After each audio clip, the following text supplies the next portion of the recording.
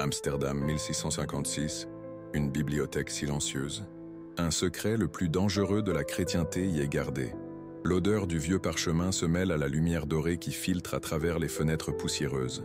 Dans ce sanctuaire de savoir interdit, Baruch Spinoza passe ses nuits, à la recherche de réponses qu'aucun autre n'ose chercher. Cette nuit d'hiver, Spinoza tient entre ses mains un manuscrit grec, un manuscrit qui changera à jamais sa compréhension de Dieu. Ses mains tremblent, non pas de froid, mais d'anticipation, ce qu'il découvre. Dans ces pages jaunies, à l'encre délavée, aux marges remplies de notes arabes, n'est pas simplement de la vieille histoire. C'est la preuve irréfutable que tout ce que l'humanité croit savoir sur le Saint-Esprit a été bâti sur un mensonge, méticuleusement orchestré. Un mensonge si bien construit qu'il a trompé les empereurs, si convaincant qu'il a converti les barbares, si élaboré qu'il a résisté pendant 15 siècles sans être remis en question. Vous êtes-vous déjà demandé pourquoi le Saint-Esprit n'apparaît clairement que dans le Nouveau Testament? Pourquoi les anciens Juifs, qui avaient soi-disant une relation directe avec Dieu, n'ont-ils jamais mentionné cette troisième personne de la divinité? Et voici le détail qui devrait vous faire perdre le sommeil. Pourquoi Jésus, étant juif, n'a-t-il jamais expliqué clairement cette doctrine à ses disciples? Pourquoi a-t-il fallu 300 ans de débats théologiques pour éclaircir quelque chose qui aurait dû être évident dès le départ? Spinoza s'est posé ces mêmes questions, mais il est allé plus loin, bien plus loin. Il a remarqué un schéma sinistre dans la façon dont ces doctrines se sont développées, toujours au moment de plus grands contacts avec la philosophie grecque, toujours dans les villes où les platoniciens et les chrétiens coexistaient, toujours parmi les théologiens qui avaient étudié des textes païens, et les réponses qu'il a trouvées étaient si troublantes qu'il n'a plus jamais pu mettre les pieds dans une église, si dévastatrices qu'il a préféré être excommunié plutôt que de vivre dans le déni. Aujourd'hui, vous découvrirez exactement ce que ce philosophe a trouvé. Vous comprendrez pourquoi ces découvertes ont été enterrées pendant des siècles. Et à la fin, vous ne regarderez plus jamais la religion de la même façon. Mais d'abord, je dois vous parler d'une lettre. Une lettre que Spinoza a écrite en secret à un ami proche, le médecin Lodewijk Mayer, en décembre 1663. Cette lettre n'a jamais été publiée de son vivant. Elle n'a été retrouvée qu'au XIXe siècle, cachée parmi les papiers personnels de Mayer. Et lorsque les érudits ont finalement traduit son contenu, ils ont compris pourquoi Spinoza avait été si prudent à la garder secrète. Dans cette lettre, utilisant un code qu'il avait développé avec Mayer pour discuter de sujets dangereux, Spinoza révèle quelque chose qui aurait pu lui coûter la vie. Non seulement sa réputation, mais sa vie, littéralement. Il avait retracé l'origine exacte du concept du Saint-Esprit. Il avait cartographié chaque influence, chaque adaptation, chaque distorsion. Il avait trouvé les documents originaux, les lettres privées, les confessions non publiées, et il a découvert que la piste menait toujours au même endroit. Ce n'était pas Jérusalem, ce n'était pas Rome, ce n'était pas Alexandrie. La piste menait invariablement à Athènes, à l'Académie de Platon, aux écoles néo-platoniciennes, aux textes que même la plupart des chrétiens ne connaissaient pas. La vérité est que le Saint-Esprit n'est pas né à Jérusalem. Il n'a pas été révélé par Jésus lors d'une conversation intime avec les apôtres. Il n'est pas descendu des cieux à la Pentecôte sous forme de colombe ou de langue de feu. Le Saint-Esprit est né dans les écoles philosophiques d'Athènes, 400 ans avant que Christ n'existe même comme figure historique. Plus précisément, il est né dans l'esprit de Platon, lorsqu'il essayait d'expliquer comment l'imparfait pouvait se relier au monde imparfait. Il s'est développé avec Plotin lorsqu'il a élaboré la théorie des 3 hypostases divines. Il a mûri avec Proclus lorsqu'il a systématisé les émanations de l'un vers le multiple. Et il a été soigneusement transplanté dans le christianisme par des théologiens qui savaient exactement ce qu'ils faisaient. Vous commencez à sentir ce froid dans le dos, cette sensation que le sol se dérobe sous vos pieds, cette terrible perception que quelque chose de fondamental auquel vous croyez être vrai pourrait être complètement faux. C'est exactement ce que Spinoza a ressenti lorsqu'il a relié les points pour la première fois, lorsqu'il a réalisé qu'il n'avait pas affaire à une influence occasionnelle ou à une coïncidence historique. Il découvrait une opération délibérée d'ingénierie théologique. Permettez-moi de vous ramener au XVIIe siècle. Amsterdam était bien plus que le centre commercial de l'Europe. C'était le dernier refuge pour les penseurs.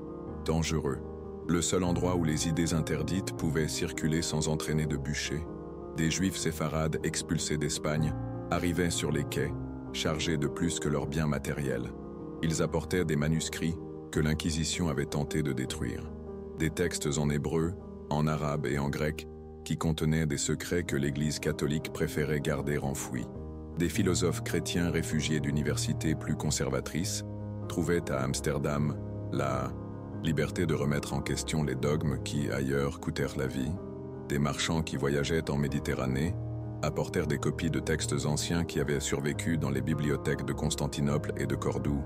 C'était un creuset intellectuel où les orthodoxies de toutes les religions étaient remises en question quotidiennement. Spinoza a grandi dans cet environnement de liberté intellectuelle dangereuse. Dans les rues d'Amsterdam, il entendait des conversations en 10 langues différentes. Dans les synagogues, il assistait à des débats animés sur l'interprétation des textes sacrés. Dans les librairies, il avait accès à des œuvres qui, à Rome ou à Paris, figuraient sur l'index des livres interdits. Son père, Michael Spinoza, était officiellement un marchand de fruits secs importés, mais sa véritable passion était les livres anciens. Au fond de son magasin, il gardait une bibliothèque secrète de plus de 300 volumes en hébreu, en latin et en portugais.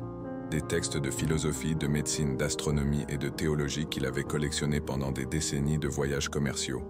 Dès son enfance, Baruch a eu accès à cette bibliothèque clandestine. À 10 ans, il lisait déjà couramment en hébreu des textes que la plupart des rabbins considéraient comme trop avancés pour les jeunes. À 15 ans, il maîtrisait suffisamment le latin pour lire Cicéron et Sénèque dans le texte original. À 18 ans, il a commencé à étudier le grec pour accéder directement aux philosophes antiques. À 20 ans, il maîtrisait déjà l'hébreu, le latin, le grec et l'arabe. Mais ce n'était pas seulement un brillant polyglotte. C'était un détective de la vérité avec une méthodologie qui ferait envie aux enquêteurs modernes. Et en 1655, il a commencé une enquête qui allait changer sa vie à jamais. Une enquête qui a commencé par une question apparemment simple, mais qui s'avérerait dévastatriquement complexe. Arrêtez-vous un instant. Respirez profondément, car je vais vous conter une histoire qui remettra en question ce que vous n'avez probablement jamais remis en question. Elle démontrera comment les questions les plus évidentes peuvent dissimuler les réponses les plus dérangeantes. Tout a commencé par une simple question que Spinoza se posa lors d'une étude de la Torah en 1665. Si le Saint-Esprit fait partie de Dieu depuis toujours, pourquoi Moïse ne l'a-t-il jamais mentionné? Pourquoi Abraham ignorait-il cette troisième personne divine? Pourquoi l'Ancien Testament ne parle-t-il que de Yahweh, sans mentionner cette division trinitaire? Spinoza plongea dans les textes hébraïques originaux, il chercha la moindre référence, le moindre indice d'une conscience trinitaire chez les anciens juifs. Et ce qu'il trouva fut un silence absolu. Mais le silence, parfois, crie plus fort que les mots. En fouillant bibliothèques et manuscrits, Spinoza découvrit quelque chose qui le priva de sommeil pendant des semaines. Les premiers chrétiens ne parlèrent pas non plus du Saint-Esprit comme d'une personne divine séparée. Cette idée apparut plus tard, beaucoup plus tard. Il commença à établir une chronologie. À quel moment précis le Saint-Esprit cessa-t-il d'être simplement le souffle de Dieu pour devenir une personne divine indépendante? Et c'est là qu'il trouva les indices les plus troublants. Le premier indice se trouvait à Alexandrie. Au IIIe siècle, des philosophes et chrétiens comme Origène commencèrent à utiliser une terminologie inexistante dans le christianisme primitif. Ils parlaient de hypostase divine, de substance et de personne dans la divinité. Mais ces mots ne venaient pas de la Bible. Ils venaient de la philosophie grecque. Spinoza découvrit qu'Origène avait étudié auprès d'Ammonius Saccas, un philosophe enseignant des concepts néoplatoniciens sur les émanations divines. Ce n'était pas une coïncidence, c'était une influence directe, mais la révélation la plus choquante restait à venir.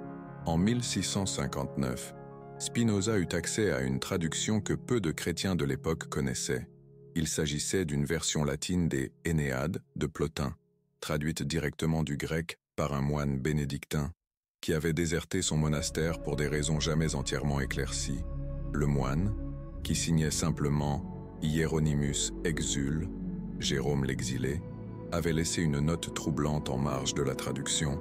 Elle disait « Celui qui lira attentivement ces pages découvrira que nos mystères les plus sacrés sont, en réalité, très anciens. » Lorsque Spinoza lut cette note, il pensa d'abord qu'il s'agissait d'une autre excentricité monastique.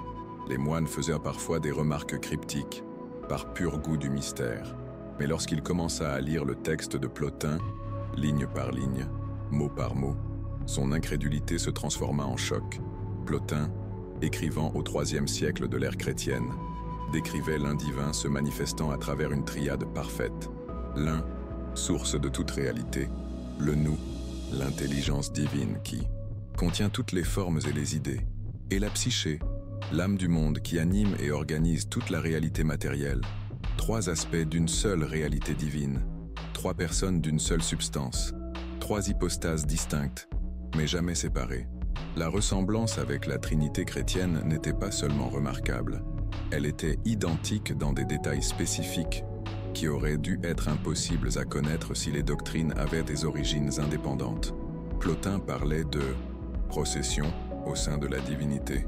Les chrétiens postérieurs parleraient du Saint-Esprit, procédant du Père et du Fils.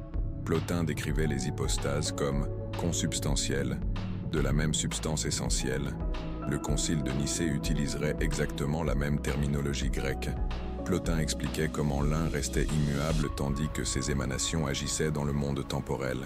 La théologie chrétienne développerait des concepts identiques sur l'immutabilité divine et l'action temporelle des personnes de la Trinité. Mais voici le détail qui fit perdre le sommeil à Spinoza pendant des semaines. Plotin était mort en 270 après J.C. et il ne faisait que systématiser et affiner des idées qui circulaient déjà dans les écoles platoniciennes depuis des siècles. Spinoza comprit qu'il était confronté à quelque chose de plus grand qu'une simple influence philosophique. Il découvrait un plagiat théologique. Il plongea plus profondément. Il étudia Platon, Aristote, les stoïciens, et dans chaque tradition, il trouva des éléments qui apparaîtraient plus tard dans la doctrine chrétienne du Saint-Esprit, l'idée d'un principe divin qui imprègne et vivifie le cosmos, la notion d'une intelligence divine qui se manifeste dans le monde matériel. Tout était là, 400 ans avant J.C. Mais il y avait une différence cruciale que Spinoza identifia et qui devrait vous faire remettre en question tout ce que vous croyez savoir sur la religion. Pour les philosophes grecs, il s'agissait de concepts philosophiques, des tentatives rationnelles d'expliquer la nature de la divinité. Pour les chrétiens des siècles suivants, cela devint un dogme religieux, une vérité révélée, un article de foi, une question de vie ou de mort spirituelle. Et voici le détail qui devrait vous tenir éveillé cette nuit.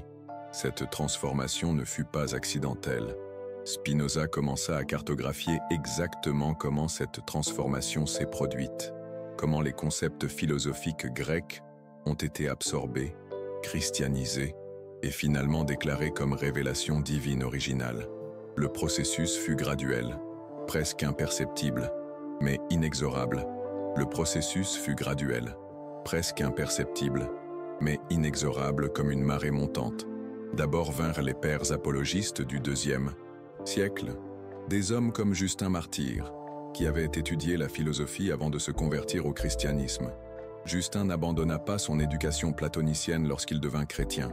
Au contraire, il l'utilisa pour rendre le christianisme plus appétissant pour les publics instruits.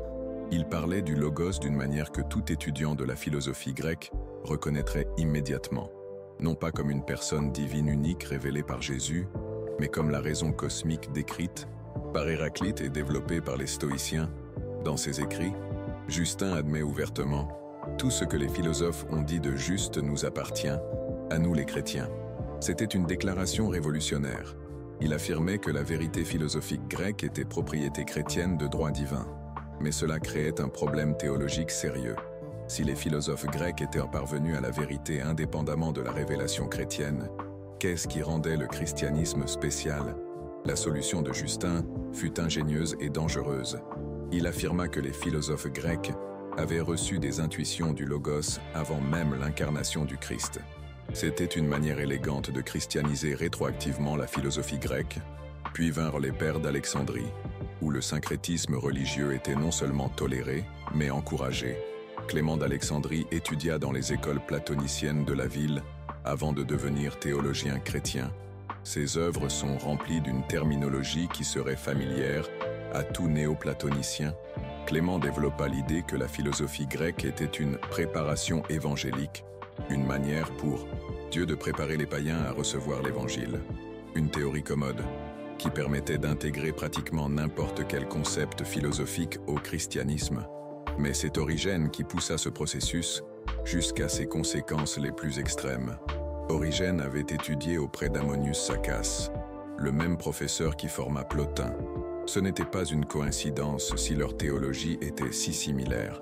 Ils avaient puisé à la même source philosophique. Dans ses commentaires bibliques, Origène réinterprète systématiquement des passages des Écritures en utilisant des catégories néoplatoniciennes. Les esprits de Dieu qui planait sur les eaux, dans la Genèse, devient la troisième hypostase divine agissant dans la création matérielle. Les langues de feu à la Pentecôte deviennent une manifestation visible de la procession éternelle du Saint-Esprit au sein de la Trinité. Le vent impétueux, qui accompagne la descente de l'Esprit, devient une métaphore de l'énergie divine qui émane de l'un vers le multiple. Origène n'interprétait pas les Écritures. Il traduisait Plotin en langage biblique. Et finalement, au IVe siècle, le concile de Nicée officialisa ce qui se produisait depuis 200 ans.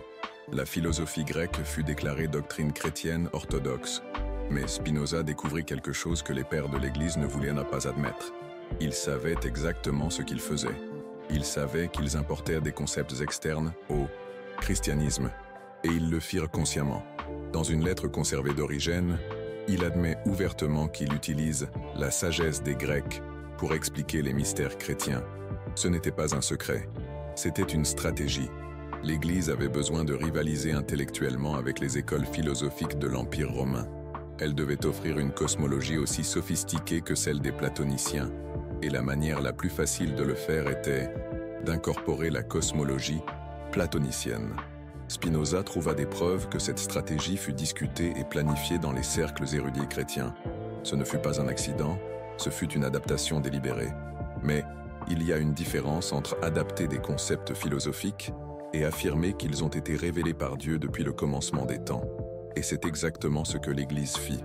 La doctrine du Saint-Esprit comme troisième personne de la Trinité fut présentée comme si elle avait été enseignée par Jésus, connue des apôtres et transmise fidèlement à travers les siècles, alors qu'en réalité, elle avait été développée par des philosophes grecs qui n'avaient jamais entendu parler de Jésus. Spinoza documente méticuleusement comment cette fausse narration fut construite, comment les textes furent réinterprétés rétroactivement, comment les versets bibliques qui se référaient à l'origine au souffle ou au pouvoir de Dieu furent transformés en référence à une personne divine. Le processus fut si subtil que même les chrétiens eux-mêmes finirent par croire que cela avait toujours été ainsi. Mais Spinoza possédait les textes originaux. Il avait accès aux sources primaires. Il savait lire l'hébreu, le grec et le latin dans le texte original. Et il pouvait voir clairement comment les significations avaient été modifiées, étendues, déformées. Le mot hébreu « ruach » signifie simplement « vent » ou « souffle ». Lorsque la Bible parle du « ruach Elohim », il s'agit du pouvoir ou de l'énergie de Dieu, pas d'une personne divine séparée. Mais lorsque les traducteurs grecs voulurent rendre cette idée plus acceptable pour des esprits éduqués à la philosophie platonicienne, ils commencèrent à utiliser « pneuma » d'une manière qui évoquait les théories stoïciennes sur le pneuma cosmique, une force rationnelle qui imprègne et organise l'univers.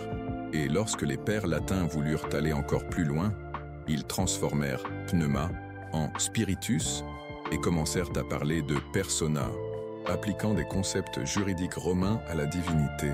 Chaque traduction fut un pas de plus vers la philosophie grecque. Chaque interprétation fut une couche supplémentaire de sophistication conceptuelle qui n'existait pas dans le texte original. Spinoza pouvait voir tout ce processus avec une clarté qui nous laisse sans souffle. Il avait découvert non seulement comment le Saint-Esprit fut inventé, mais pourquoi il fut inventé, et par qui. La motivation était évidente. Le christianisme primitif était une religion simple, basée sur des enseignements éthiques et des espérances eschatologiques. Mais pour devenir la religion officielle de l'Empire romain, il avait besoin d'une théologie sophistiquée. Il avait besoin de réponses à des questions cosmologiques complexes. Et la philosophie grecque avait ses réponses prêtes. Alors pourquoi ne pas les utiliser? Le problème n'était pas d'utiliser des concepts philosophiques pour expliquer la foi. Le problème était d'affirmer ensuite que ces concepts faisaient en partie de la révélation originale. C'était réécrire l'histoire pour faire croire que Jésus avait enseigné la philosophie platonicienne. Spinoza réalisa qu'il était confronté à l'une des plus grandes falsifications intellectuelles de l'histoire humaine. Une falsification si réussie que des milliards de personnes croient encore aujourd'hui que le Saint-Esprit comme troisième personne de la Trinité a été révélé par Dieu, alors qu'en réalité, il a été inventé par Platon et développé par ses disciples et adapté par des chrétiens qui voulaient rendre leur religion plus sophistiquée. Mais la découverte la plus troublante était encore à venir, car Spinoza comprit que si le Saint-Esprit avait été inventé, qu'est-ce d'autre dans la doctrine chrétienne pourrait avoir la même origine? Il décida d'enquêter sur chaque doctrine fondamentale du christianisme avec la même méthodologie implacable. Et ce qu'il découvrit le terrorisa. La Trinité n'était pas seulement similaire au concept platonicien, elle était identique. L'idée de trois hypostases divines, de processions éternelles au sein de la divinité, d'unité dans la diversité, tout cela avait été formulé en premier lieu par Plotin et ses disciples. Mais il y avait plus, beaucoup plus.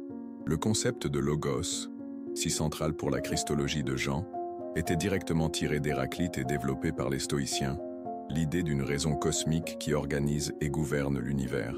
Les philosophes grecs en avaient discuté pendant des siècles avant qu'aucun évangile ne soit écrit. Et l'âme immortelle, la séparation entre le corps et l'esprit, la préexistence de l'âme, tout cela était du pur platonisme. Les anciens juifs croyaient en la résurrection du corps, pas en l'immortalité de l'âme. Mais les chrétiens absorbèrent l'anthropologie grecque et la déclarèrent vérité révélée. Spinoza était confronté à une révélation dévastatrice. Le christianisme qu'il connaissait n'était pas une religion révélée. C'était une synthèse syncrétique de judaïsme, de philosophie grecque et de religion romaine. Et le pire de tout, les dirigeants de l'Église le savaient.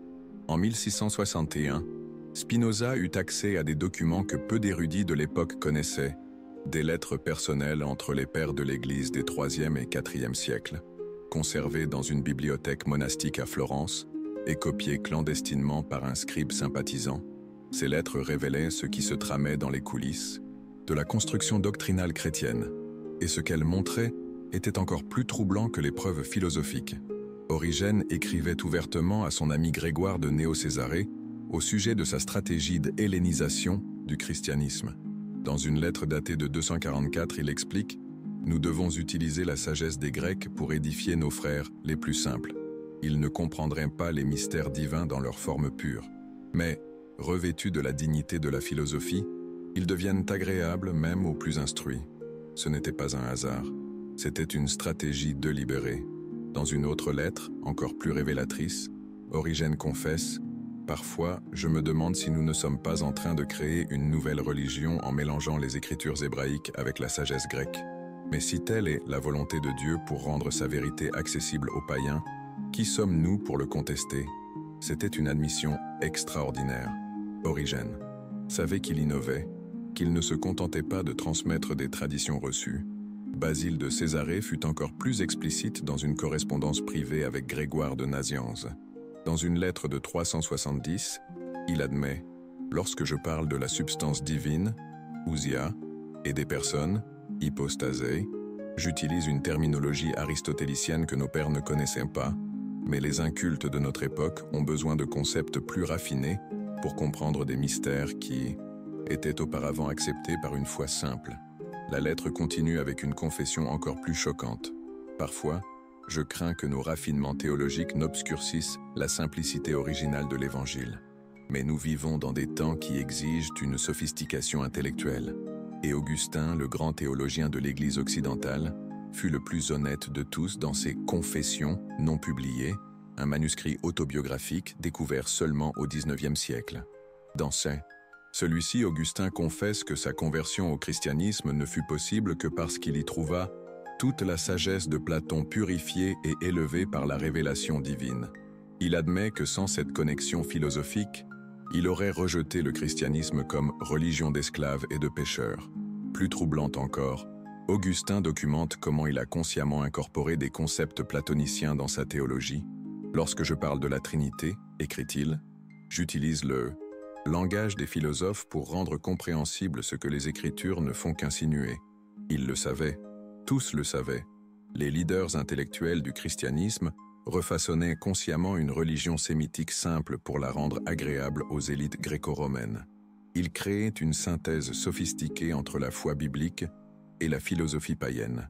Et ils documentaient ce processus dans une correspondance privée. Le christianisme était consciemment remanié pour attirer les élites intellectuelles de l'Empire romain. Le message simple de Jésus était sophistiqué, complexifié, élaboré philosophiquement, et le Saint-Esprit n'était que la partie émergée de l'iceberg. Spinoza découvrit que même des concepts apparemment basiques, comme « personne », appliqués à la divinité, étaient des importations directes du droit romain. Le mot « persona » se référait à l'origine au masque utilisé au théâtre ou au rôle juridique que quelqu'un pouvait jouer dans la société romaine. Un citoyen romain pouvait avoir plusieurs personae, la persona du père de famille, la persona du marchand, la persona du soldat. C'étaient des rôles sociaux distincts, mais joués par la même personne physique. Lorsque Tertullien, un avocat romain converti au christianisme, appliqua ce concept juridique à la divinité, il fit une innovation radicale qui n'avait aucun précédent, ni dans le judaïsme, ni dans le christianisme primitif. Dieu le Père, Dieu le Fils et Dieu le Saint-Esprit devinrent trois personae divines, trois rôles ou manifestations de la même substance divine. C'était une tentative ingénieuse pour rendre la divinité compréhensible aux esprits éduqués dans la culture gréco-romane. Mais cela soulevait une question terrible qui tenait Spinoza éveillé nuit après nuit. Si ces doctrines fondamentales étaient des créations humaines basées sur la philosophie grecque et le droit romain, que restait-il de la révélation originale? Spinoza commença à remettre en question non seulement les détails doctrinaux, mais la nature même de la révélation religieuse. Si les concepts les plus centraux du christianisme avaient été importés de traditions philosophiques païennes, comment distinguer ce qui était véritablement révélé de ce qui était une construction humaine? Cette question le terrifiait, car elle menait à des implications encore plus radicales. Dans ses journaux privés, qui ne furent découverts qu'au XIXe siècle, il écrivait « Si Dieu s'est réellement révélé aux hommes, pourquoi a-t-il permis que sa révélation soit si facilement corrompue par des spéculations humaines? Ou est-ce que ce que nous appelons révélation n'est, dès le début, que le produit de l'imagination et du raisonnement humain, essayant de comprendre l'incompréhensible? » C'était une question dangereuse. Une question qui, ailleurs en Europe, aurait pu lui coûter la vie sur le bûcher. Mais Spinoza ne pouvait pas arrêter ses investigations. Il avait trouvé une ligne de preuve qui menait à des conclusions de plus en plus radicales, comme un abîme qui s'ouvrait sous ses pieds à chaque nouvelle découverte. Il découvrit que non seulement des concepts doctrinaux, mais même des pratiques liturgiques, avaient été absorbés de traditions païennes avec une systématicité qui suggérait une planification délibérée. L'adoration des saints reflétait parfaitement le culte des héros dans les religions à mystère grec. Les mêmes prières, les mêmes gestes, les mêmes offrandes, seuls les noms avaient changé. La vénération des reliques était identique aux pratiques magiques de l'Antiquité méditerranéenne, où des fragments de héros morts contenaient supposément des pouvoirs surnaturels. La hiérarchie ecclésiastique suivait des modèles d'organisation des cultes à mystère, avec des initiations graduelles, des connaissances secrètes réservées aux plus avancés, et une structure d'autorité qui reflétait les écoles philosophiques. Même des rituels apparemment chrétiens comme la communion avaient des parallèles exacts dans les cultes dionysiaques, où les participants mangeaient et buvaient symboliquement la divinité. Le christianisme n'était pas seulement influencé par la culture gréco-romane, c'était une fusion complète et systématique entre le monothéisme juif et le paganisme méditerranéen. Et cette fusion avait été présentée comme si c'était une révélation divine pure et originale. L'indignation intellectuelle de Spinoza grandissait à chaque découverte. Il voyait comment des milliards de personnes avaient été trompées pendant des siècles par une opération de syncrétisme religieux si réussie, que même les auteurs eux-mêmes finirent par croire à leurs propres inventions. Des générations entières avaient adoré des concepts philosophiques grecs en pensant qu'elles adoraient le Dieu d'Abraham, d'Isaac et de Jacob. Des millions de personnes sont mortes en défendant des doctrines élaborées dans des écoles platoniciennes 400 ans avant la naissance du Christ. Cela est terrible. Mais il y avait quelque chose de plus troublant encore dans ces découvertes. Quelque chose qui l'obligea à remettre en question non seulement la véracité du christianisme, mais la nature même de l'expérience religieuse humaine. Si le Saint-Esprit était une invention basée sur la philosophie grecque, qu'est-ce que cela signifiait pour l'expérience religieuse de millions de chrétiens au cours des siècles? Illusion, autosuggestion, ou quelque chose de plus complexe? Spinoza n'était pas un simple sceptique. Il reconnaissait que des personnes véritablement religieuses rapportaient des expériences spirituelles réelles. Mais ces découvertes l'obligeaient à remettre en question l'interprétation de ces expériences.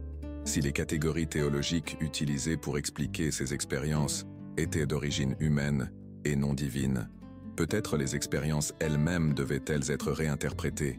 Peut-être ce que les chrétiens appelaient l'action du Saint-Esprit était-il en réalité quelque chose de très différent, quelque chose que les philosophes grecs avaient déjà identifié et décrit avec d'autres mots. En 1663, Spinoza arriva à une conclusion révolutionnaire. Le problème n'était pas seulement que le Saint-Esprit avait été inventé par des philosophes grecs. Le problème était que toute la structure conceptuelle de la théologie chrétienne était une construction philosophique humaine déguisée en révélation divine. Et si c'était vrai, alors la nature même de Dieu devait être repensée. Spinoza réalisa que ces découvertes sur les origines grecques de la pneumatologie chrétienne n'étaient que le début d'une révolution philosophique bien plus grande. Si des concepts fondamentaux sur Dieu avaient été inventés par des êtres humains, alors peut-être toute la relation entre l'humanité et la divinité devait-elle être reconceptualisée. Il commença à développer une nouvelle compréhension de la nature divine. Une compréhension qui ne dépendait pas de concepts importés de la philosophie grecque, mais qui pouvait expliquer à la fois l'expérience religieuse authentique et la réalité naturelle observable. Mais cette nouvelle philosophie serait encore plus radicale que ces découvertes historiques. Spinoza était sur le point de proposer que Dieu et la nature étaient une seule et même réalité, qu'il n'y avait pas de séparation entre le Créateur et la création, que tout ce qui existe est une expression ou une modification de la substance divine infinie. C'était une idée qui rendrait obsolète non seulement la doctrine du Saint-Esprit, mais toute la théologie traditionnelle. Et lorsque la communauté juive d'Amsterdam découvrit ce que Spinoza pensait, la réaction fut immédiate et dévastatrice. Le 27 juillet 1656, Baruch Spinoza fut formellement excommunié de la synagogue portugaise d'Amsterdam. Le document d'excommunication décrivait ses idées comme des opinions et des actes abominables et des hérésies monstrueuses. Mais ce qui terrifiait vraiment les chefs religieux, ce n'était pas seulement ses conclusions, c'était sa méthodologie. Spinoza avait développé une forme d'analyse qui pouvait être appliquée à toute tradition religieuse, avec des résultats tout aussi dévastateurs. Si le Saint-Esprit chrétien était une invention basée sur Platon, qu'est-ce qui empêchait de découvrir des origines tout aussi humaines pour des concepts juifs fondamentaux, ou islamiques, ou de toute autre tradition? Spinoza avait découvert quelque chose de plus dangereux que l'hérésie. Il avait découvert une méthode pour démasquer la construction humaine derrière toute affirmation de révélation divine. Et cela était intolérable pour toute autorité religieuse. Mais Spinoza ne s'arrêta pas. Même excommunié, même menacé, même vivant dans un relatif ostracisme, il continua à développer ses idées, car il avait perçu quelque chose qui changerait à jamais la façon dont l'humanité pense à la religion. La découverte que le Saint-Esprit avait été inventé par des philosophes grecs n'était pas seulement une curiosité historique. C'était la clé pour comprendre comment toutes les religions fonctionnent, comment les concepts humains sont sacralisés, comment les spéculations philosophiques deviennent des dogmes inquestionnables. Et plus important encore, comment la vraie nature de la divinité peut être obscurcie par des constructions théologiques trop humaines. Dans les décennies suivantes, Spinoza développerait une philosophie qui tenterait d'aller au-delà de toutes ces constructions humaines. Une philosophie qui tenterait de comprendre Dieu ou la nature tels qu'ils sont réellement, sans les filtres déformants des traditions religieuses. Mais tout a commencé par une simple découverte sur les origines grecques du Saint-Esprit. Une découverte qui ouvrit son esprit à des possibilités beaucoup plus radicales. Et maintenant, vous connaissez le secret que Spinoza a découvert dans cette bibliothèque silencieuse d'Amsterdam. Vous savez pourquoi? Ces idées ont été considérées comme si dangereuses. Vous savez pourquoi il a été excommunié et persécuté? Mais l'histoire ne s'arrête pas là, car les implications de ces découvertes vont bien au-delà de la théologie chrétienne ou juive. Elles touchent à la nature même de la vérité religieuse, de l'autorité spirituelle et de la relation entre la raison et la foi. Et c'est ce que nous allons explorer maintenant, car ce que Spinoza a découvert, après avoir été excommunié, était encore plus révolutionnaire que ses révélations sur le Saint-Esprit. Durant les années qui suivirent son excommunication, Spinoza s'isola du monde religieux traditionnel, mais il ne cessa pas de penser, il ne cessa pas de questionner, et il ne cessa certainement pas d'investiguer. Si les doctrines fondamentales du christianisme étaient des constructions philosophiques humaines, alors qu'était Dieu réellement? Comment distinguer entre la divinité authentique et les projections humaines sur la divinité? Spinoza comprit qu'il devait recommencer à zéro. Il devait développer une méthode entièrement nouvelle pour comprendre la nature divine. Une méthode qui ne dépendait pas de révélations soi-disant sacrées ou de traditions religieuses établies.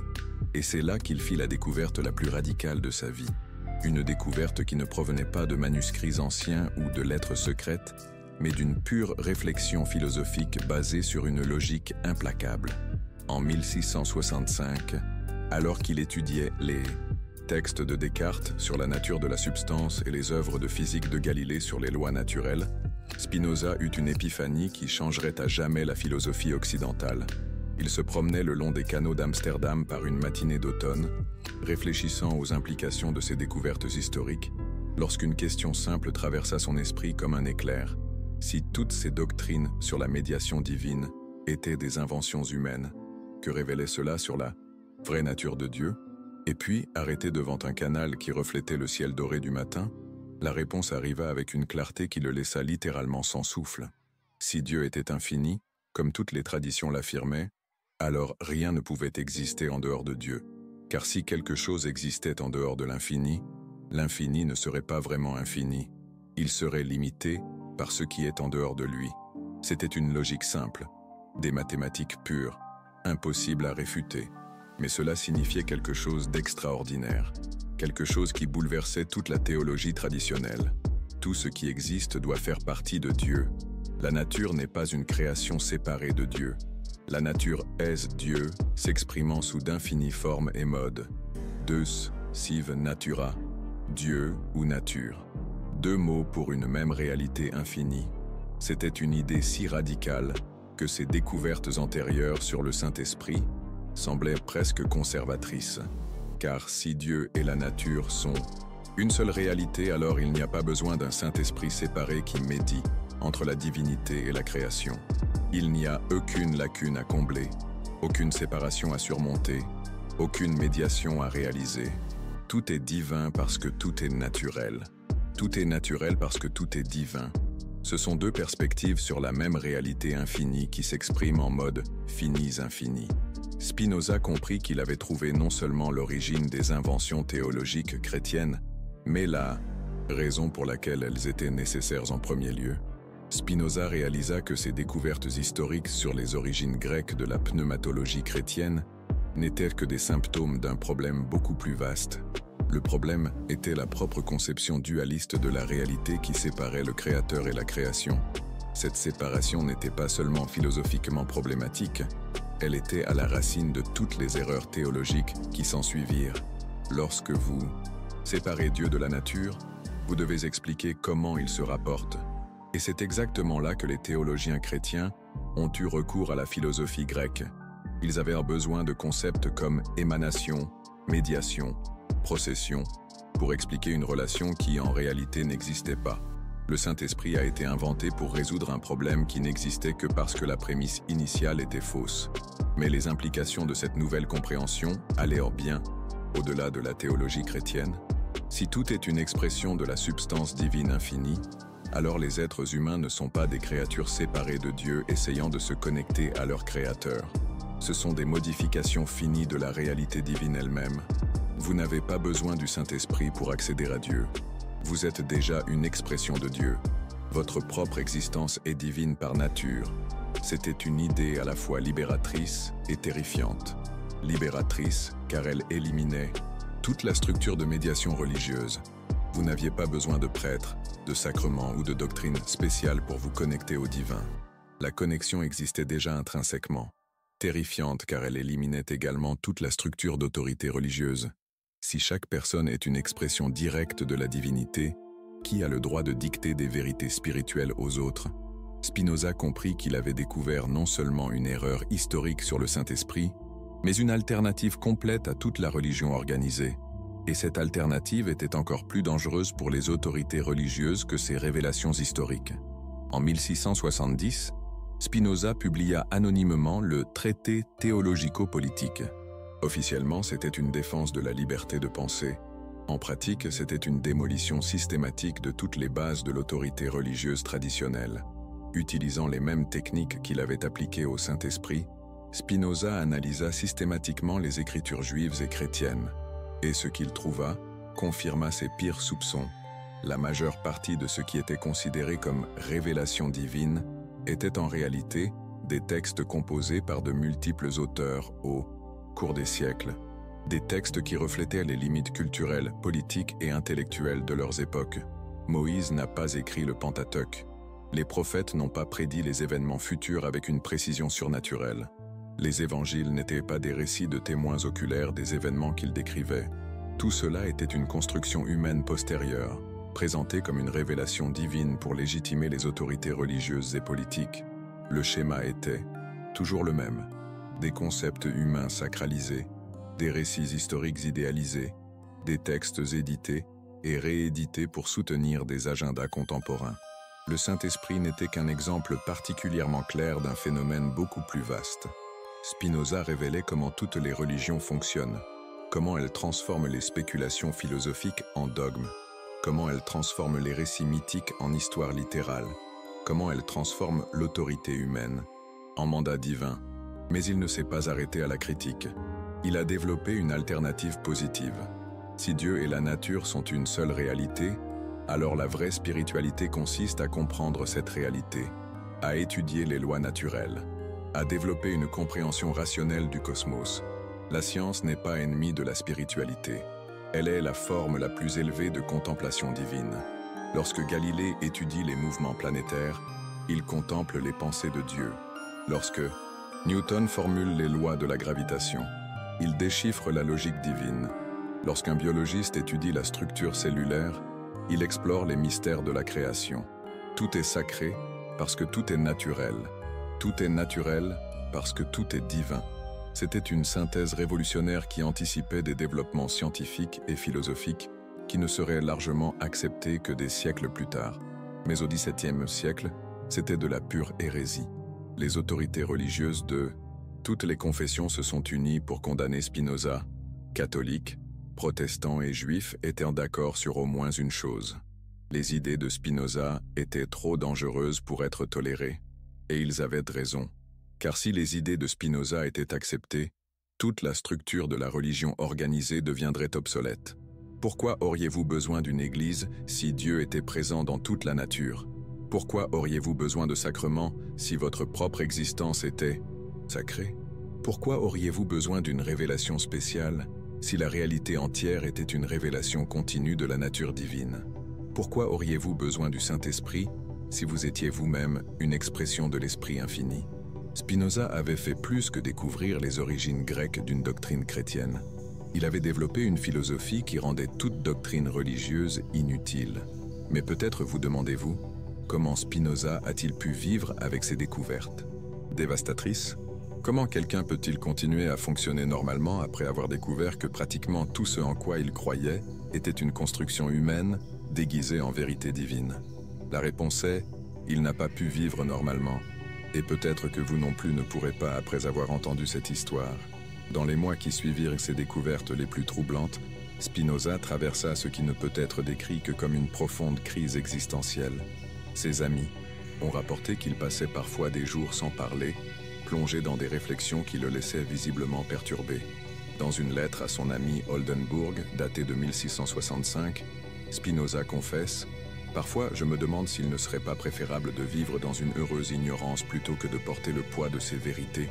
Il existe des connaissances qui transforment complètement notre perception du monde, et une fois acquises, il est impossible de les défaire. C'était le prix d'une connaissance radicale, la perte de l'innocence intellectuelle. Spinoza avait découvert non seulement que le Saint-Esprit était une invention, mais que tout le système de médiation religieuse était une construction humaine.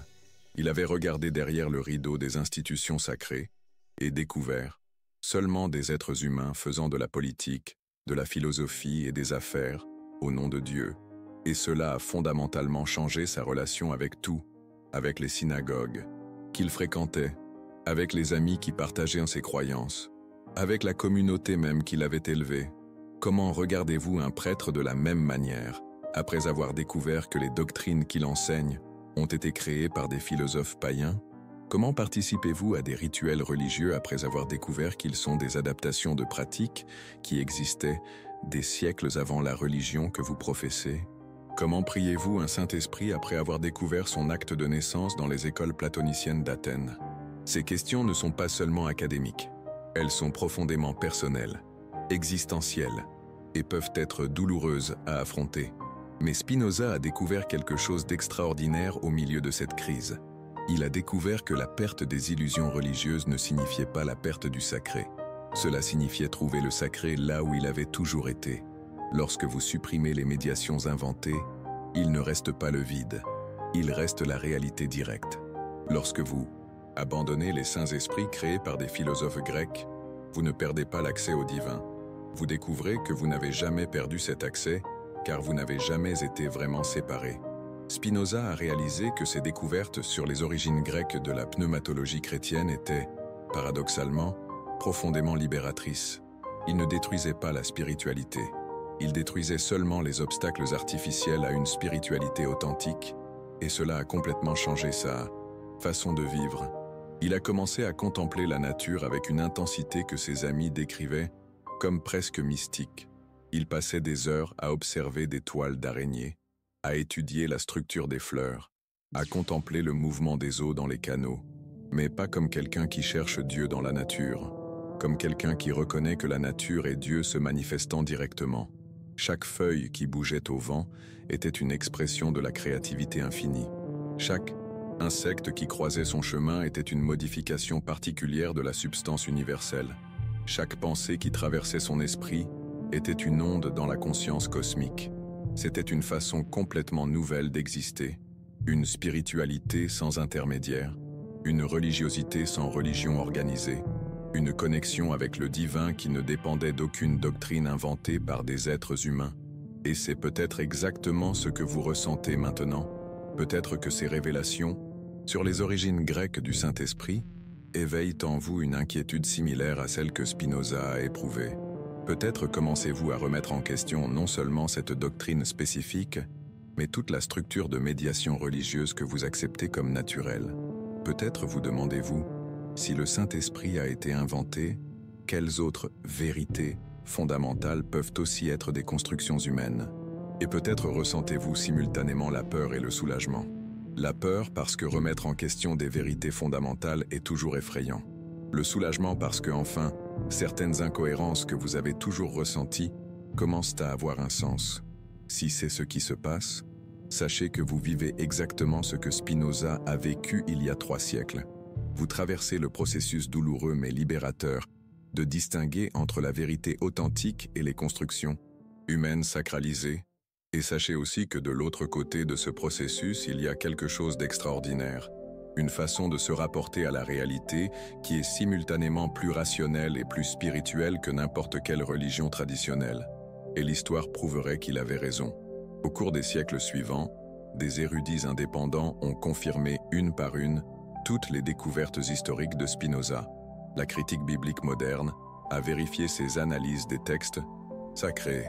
L'histoire des doctrines a confirmé ces révélations sur les origines grecques de la théologie chrétienne. Aujourd'hui, nous savons que Spinoza avait absolument raison sur les origines du Saint-Esprit. Nous savons que la pneumatologie chrétienne est réellement basée sur la philosophie platonicienne et néoplatonicienne.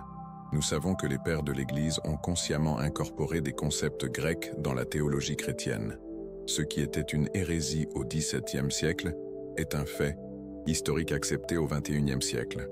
Mais les implications philosophiques des découvertes de Spinoza sont encore controversées. L'idée que Dieu et la nature sont une seule réalité défie encore à la fois le théisme traditionnel et l'athéisme matérialiste. Spinoza a développé une troisième option, un naturalisme sacré qui est simultanément scientifique et spirituel. Et c'est peut-être exactement ce dont le monde moderne a besoin, car nous vivons à une époque où la science révèle des merveilles du cosmos qui dépassent toute imagination religieuse traditionnelle. Nous vivons à une époque où nous comprenons l'évolution, la physique quantique, la cosmologie de manière que les anciens n'auraient jamais pu rêver. Pensez-y un instant. Vous savez que les atomes qui composent votre corps ont été forgés au cœur d'étoiles qui ont explosé il y a des milliards d'années. Vous êtes littéralement fait de poussière d'étoiles. Votre existence vous connecte directement à l'histoire cosmique de manière qu'aucun mythe religieux ancien ne pouvait imaginer. Vous savez que votre ADN partage des séquences avec toutes les formes de vie sur Terre, que vous êtes lié non seulement à d'autres êtres humains, mais aux arbres de votre jardin, aux oiseaux qui volent au-dessus de votre maison, aux bactéries qui vivent dans vos intestins et rendent votre digestion possible. Vous savez que votre conscience émerge de processus neurologiques d'une complexité qui défie toute description simple, que chaque pensée, que vous pensez implique des schémas d'activité électrique entre des milliards de neurones connectés par des trillions de synapses. Vous savez que vous vivez sur une planète qui orbite autour d'une étoile ordinaire dans une galaxie qui contient des centaines de milliards d'autres étoiles, dans un univers qui peut contenir des milliards d'autres galaxies. Vous vivez à une époque où nous savons que l'espace et le temps sont courbés par la gravité, que les particules peuvent être à deux endroits à la fois, que l'univers entier peut être né d'une singularité quantique il y a 13,8 milliards d'années. Nous vivons à une époque où la réalité naturelle est plus extraordinaire, plus mystérieuse, plus sublime que n'importe quel mythe religieux jamais créé. Ce n'est pas de la poésie, c'est de la science. C'est ce que nous savons être vrai, basé sur des preuves, des expériences, des observations rigoureuses. Alors pourquoi avons-nous encore besoin d'esprits saints inventés par des philosophes grecs pour nous connecter au sacré? Pourquoi avons-nous encore besoin de doctrines élaborées dans des écoles platoniciennes pour expérimenter le mystère de l'existence? Pourquoi cherchons-nous encore des médiateurs surnaturels alors que nous sommes déjà partie intégrante de la trame cosmique de la réalité? La spiritualité que Spinoza a anticipée est une spiritualité informée par la science. Une spiritualité qui reconnaît que comprendre les lois naturelles est la forme la plus élevée de contemplation divine. Quand un astrophysicien étudie la formation des galaxies, il contemple les processus créatifs fondamentaux du cosmos. Quand un biologiste moléculaire étudie les mécanismes de la vie cellulaire, il explore les mystères les plus profonds de l'existence. Quand un neuroscientifique cartographie les circuits de la conscience, il étudie la nature même de l'esprit. Chaque découverte scientifique authentique est une révélation sur la nature de la réalité. Chaque compréhension des lois naturelles est une forme de gnose, une connaissance directe de la structure du cosmos. Et vous avez un accès privilégié à cette gnose. Vous vivez à une époque où plus de connaissances sur la nature de la réalité sont disponibles qu'à n'importe quel autre moment de l'histoire humaine. Vous avez accès à des télescopes qui peuvent voir des milliards d'années dans le passé, à des microscopes qui peuvent observer des atomes individuels, à des ordinateurs qui peuvent simuler des processus qui ont pris des milliards d'années à se produire naturellement. Vous avez accès à des bibliothèques entières de connaissances scientifiques au creux de votre main. Vous pouvez apprendre sur la physique quantique, la biologie moléculaire, la cosmologie, les neurosciences, avec un niveau de détail et de précision qui serait impossible pour quiconque avant le XXe siècle.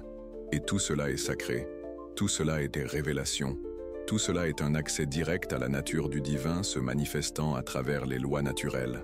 Vous n'avez pas besoin d'un esprit saint créé par des philosophes grecs pour vous connecter au mystère. Le mystère est tout autour de vous, en vous, se dévoilant à chaque nouvelle découverte scientifique. Vous n'avez pas besoin de rituels élaborés pour expérimenter le sacré. Chaque respiration que Vous prenez implique des milliards de molécules d'oxygène traitées par des systèmes cellulaires, d'une complexité qui dépasse n'importe quelle cathédrale. Vous n'avez pas besoin de doctrines compliquées pour comprendre votre connexion avec le cosmos. Votre propre existence est la preuve de cette connexion. Vous êtes le cosmos devenant conscient de lui-même, à travers votre conscience individuelle. Et cela est plus profond, plus intime, plus transformateur que n'importe quelle expérience religieuse, basée sur des doctrines inventées. Et peut-être est-il temps de développer une spiritualité qui honore cette réalité. Une spiritualité qui n'a pas besoin d'inventer des médiateurs surnaturels parce qu'elle reconnaît que tout est déjà sacré. Une spiritualité qui n'a pas besoin de l'Esprit Saint parce qu'elle comprend que l'Esprit est présent dans chaque atome, dans chaque cellule, dans chaque pensée, dans chaque émotion. L'héritage de Spinoza n'est pas seulement historique, il est prophétique et aussi profondément personnel pour chacun d'entre nous. Il a anticipé un monde où l'humanité mûrirait au-delà du besoin de mythologies religieuses enfantines. Un monde où nous pourrions contempler la divinité directement à travers la compréhension scientifique de la nature. Un monde où nous n'aurions plus besoin d'esprit saint inventé par des philosophes grecs parce que nous aurions découvert l'esprit réel qui anime tout le cosmos. Ce monde n'est pas encore entièrement arrivé, mais il arrive à chaque découverte scientifique, à chaque avancée dans la compréhension de la nature, à chaque instant où quelqu'un comme vous remet en question ce qui vous a été enseigné comme une vérité incontestable. Et quand il arrivera, nous nous souviendrons de Baruch Spinoza comme le premier à voir clairement ce qui a toujours été devant nos yeux.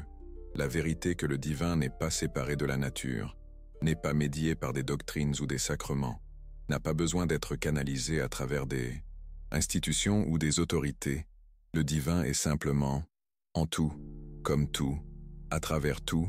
Il est présent dans l'ADN qui vous relie à toutes les formes de vie sur Terre. Il est présent dans les processus quantiques qui opèrent dans chaque cellule de votre corps. Il est présent dans la gravitation qui maintient les planètes sur leurs orbites et dans les processus nucléaires qui font briller les étoiles. Il est présent dans votre capacité à penser, à questionner, à ressentir de l'admiration face au mystère de l'existence. Non pas comme quelque chose ajouté de l'extérieur, mais comme la nature même de ce que vous êtes. Et peut-être est-ce la révélation la plus libératrice de toutes, plus libératrice que n'importe quelle promesse de salut, plus transformatrice que n'importe quelle doctrine religieuse, parce que cela signifie que vous n'avez pas besoin d'attendre qu'un Esprit Saint descende sur vous. Vous n'avez pas besoin d'être baptisé dans une doctrine spéciale.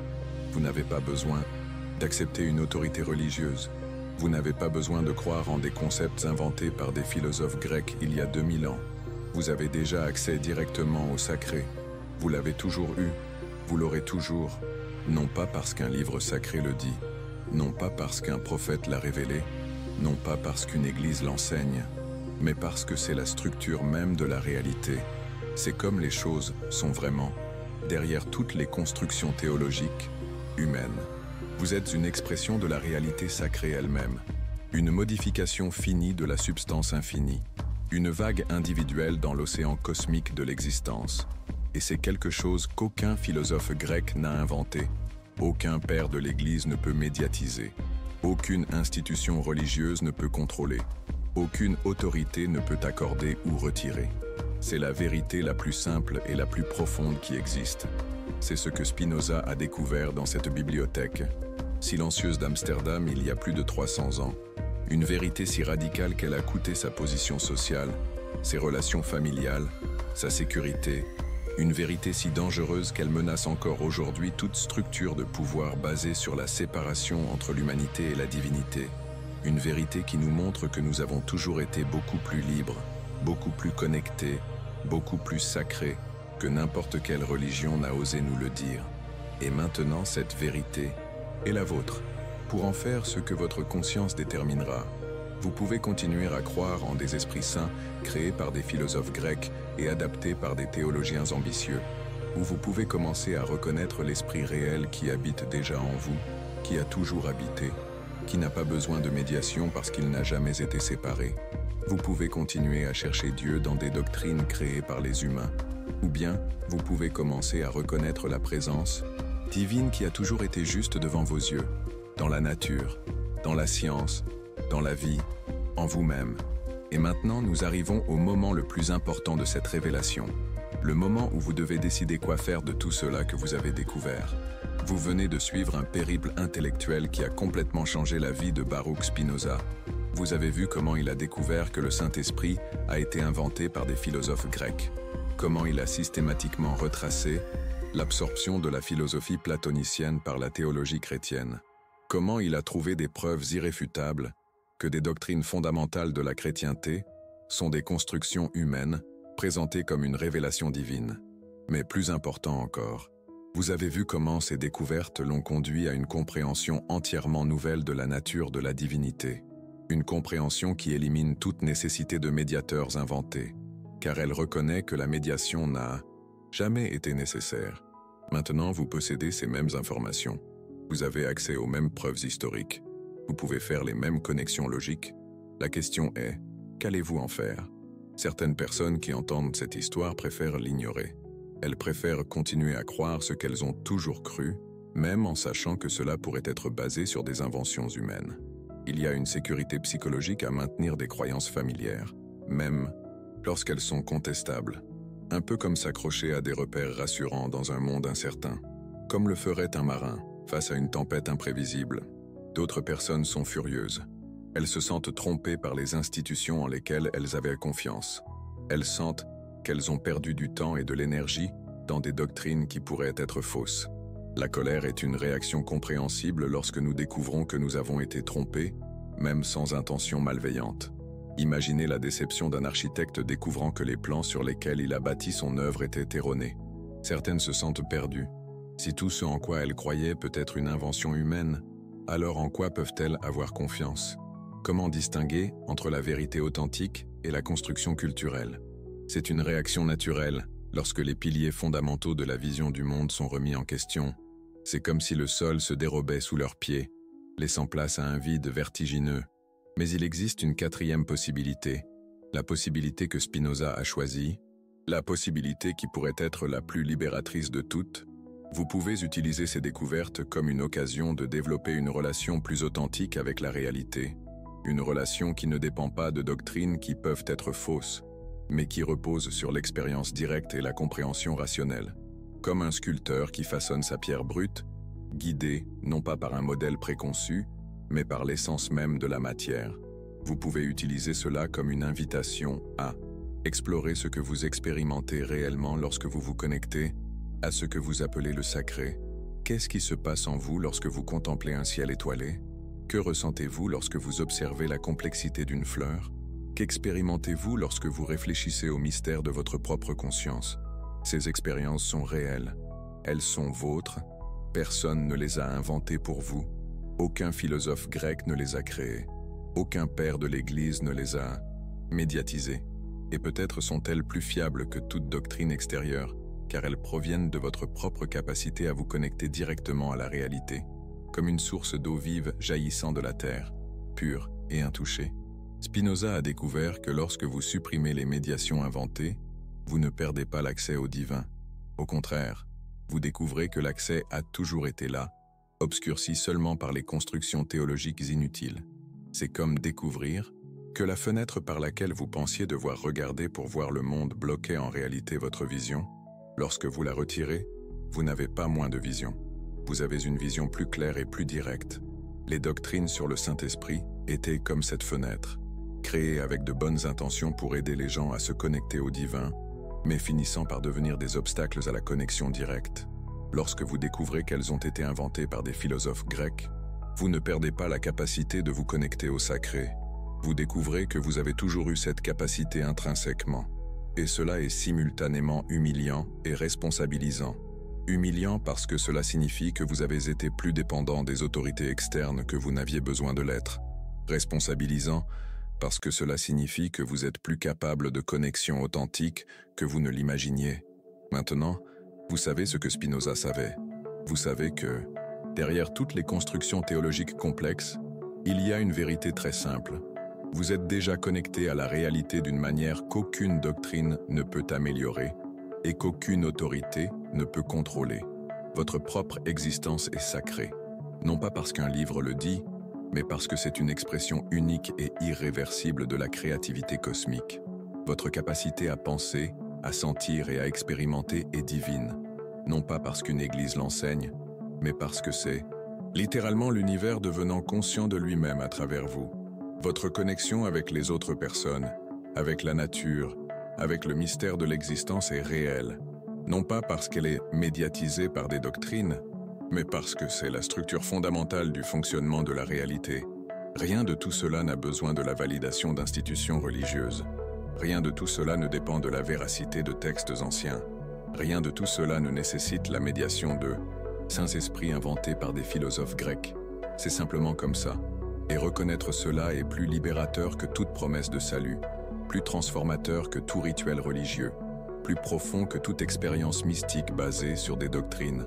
Parce que c'est vrai, c'est vérifiable, c'est accessible, c'est vôtre, telle fut la découverte finale de Spinoza, que la libération des illusions religieuses ne conduit pas au vide, mais à la plénitude, que la perte des médiations inventées ne résulte pas de la séparation, mais d'une connexion plus intime avec la réalité, que découvrir que le Saint-Esprit a été inventé par des philosophes grecs ne signifie pas perdre l'accès à l'esprit, mais découvrir que l'esprit a toujours été plus proche que n'importe quelle doctrine n'a osé l'enseigner.